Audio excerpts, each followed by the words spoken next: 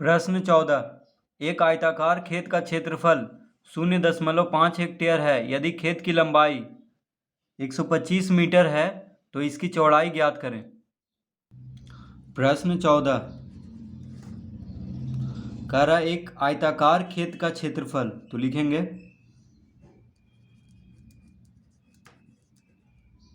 आयताकार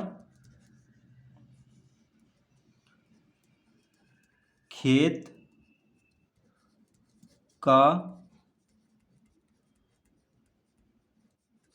क्षेत्रफल बराबर कितना दिया हुआ है 0.5 हेक्टेयर। तो लिखेंगे यहाँ पे बराबर 0.5 हेक्टेयर।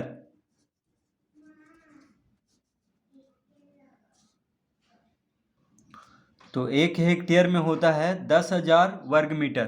ठीक है, 1 हेक्टेयर में 10,000 वर्ग मीटर होता है। तो 0.5 हेक्टेयर में कितना हो जाएगा, यानी 0.5 गुना 10,000 वर्ग मीटर। ठीक है, आयताकार खेत का क्षेत्रफल दिया हुआ है 0.5 हेक्टेयर। तो 1 हेक्टेयर में 10,000 वर्ग मीटर होता है। तो 0.5 हेक्टेयर में 0.5 गुना 10,000 वर्ग मीटर। अब दशमलव हटाएंगे तो देखिए, दशमलव हटाएंगे तो क्या हो जाएगा, 10 आ जाएगा बटा में, यानी 5/10 हो जाएगा गुना 10,000 वर्ग मीटर। तो दशमलव के बाद एक अंक है, तो दशमलव हटाएंगे तो बटा में एक पे एक शून्य देंगे, यानी 5/10 लिख लेंगे। एक शून्य से एक शून्य कट गया, यानी कितना आ गया 5,000 वर्ग मीटर। तो 0.5 हेक्टेयर बराबर हो गया 5,000 वर्ग मीटर। तो पहले हम इस खेत का क्षेत्रफल को वर्ग मीटर में बदल लेंगे। ठीक है, अब लिखेंगे यहाँ पे, तो लिखेंगे अतः, तो खेत का क्षेत्रफल दिया हुआ है, यानी खेत का क्षेत्रफल दिया हुआ है, तो आयताकार खेत है यानी आयत के जैसा है। ठीक है, तो आयत का क्षेत्रफल का सूत्र होता है लंबाई गुना चौड़ाई। तो लंबाई गुना चौड़ाई बराबर कितना दिया हुआ है 5,000 वर्ग मीटर। ठीक है, लंबाई गुना चौड़ाई होता है आयत का क्षेत्रफल का सूत्र लंबाई गुना चौड़ाई। तो आयताकार खेत का क्षेत्रफल दिया हुआ है 5,000 वर्ग मीटर, यानी लंबाई गुना चौड़ाई बराबर 5,000 वर्ग मीटर लिख लेंगे। तो खेत की लंबाई कह रहा है कि यदि खेत की लंबाई 125 मीटर है तो लंबाई के जगह पे 125 मीटर लिखेंगे गुना चौड़ाई बराबर 5,000 वर्ग मीटर। तो चौड़ाई बराबर क्या हो जाएगा, चौड़ाई हमसे पूछ रहा है तो चौड़ाई बराबर हो जाएगा 5,000 वर्ग मीटर बटा 125 मीटर। तो खेत का क्षेत्रफल यानी क्षेत्रफल का सूत्र होता है लंबाई गुना चौड़ाई। तो लंबाई गुना चौड़ाई बराबर 5,000 वर्ग मीटर लिख लेंगे। लंबाई दिया हुआ है 125 मीटर, चौड़ाई हमसे पूछ रहा है तो चौड़ाई बराबर 5,000 वर्ग मीटर बटा 125 मीटर लिख लेंगे, क्योंकि 125 मीटर चौड़ाई के साथ गुना में है बराबर के बायां तरफ, तो दायां तरफ जाएगा तो भाग में हो जाएगा। अब देखिए, मीटर से 1 मीटर को काट लेंगे, यानी वर्ग मीटर है तो मीटर गुना मीटर, तो 1 मीटर कट जाएगा, यानी सिर्फ मीटर बचेगा यहाँ पे। अब 125 से इसको भाग दे देते हैं, तो 125 चौके होता है 500, 125 गुना 4 होता है 500, लेकिन यहाँ पे 5,000 है तो एक शून्य और दे देंगे, यानी 125 गुना 40 कितना हो जाएगा 5,000, यानी 40 बार में कट जाएगा। तो चौड़ाई कितना आ गया बराबर 40 मीटर, 40 मीटर। ठीक है, तो लिखेंगे अतः खेत खेत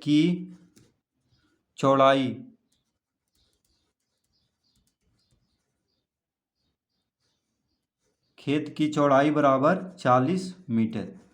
तो इस तरह इसका उत्तर हम ज्ञात कर लेंगे। कितना आएगा इसका उत्तर? 40 मीटर। तो प्रश्न 14 इस तरह से हल होगा।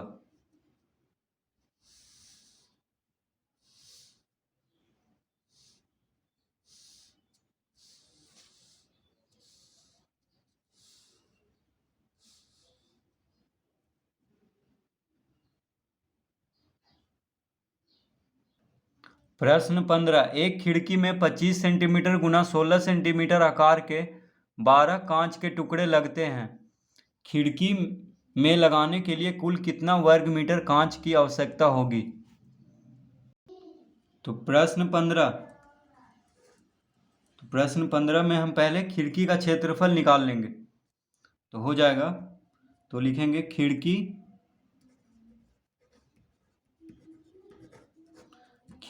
की लंबाई कितना दिया हुआ है? 25 सेंटीमीटर। खिड़की की लंबाई दिया हुआ है 25 सेंटीमीटर और चौड़ाई कितना दिया हुआ है? और चौड़ाई बराबर दिया हुआ है 16 सेंटीमीटर।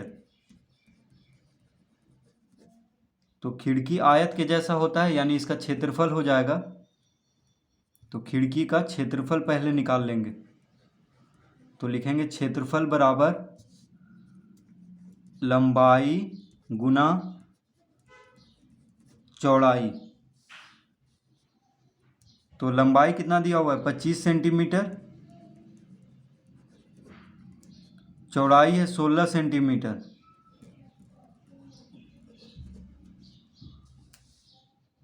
ठीक है, तो कितना हो जाएगा? देखिए 25 छक 150, तो शून्य लिखेंगे, हाथ में रहा 15। 25 गुना 1 25, 25 15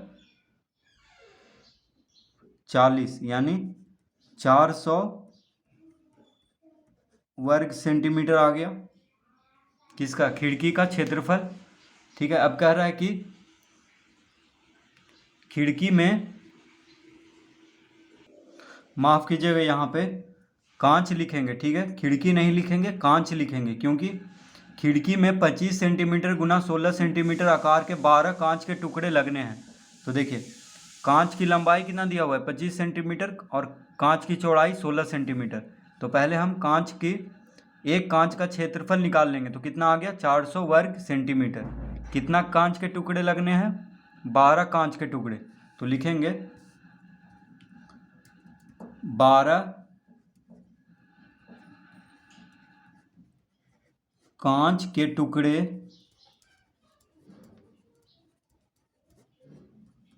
का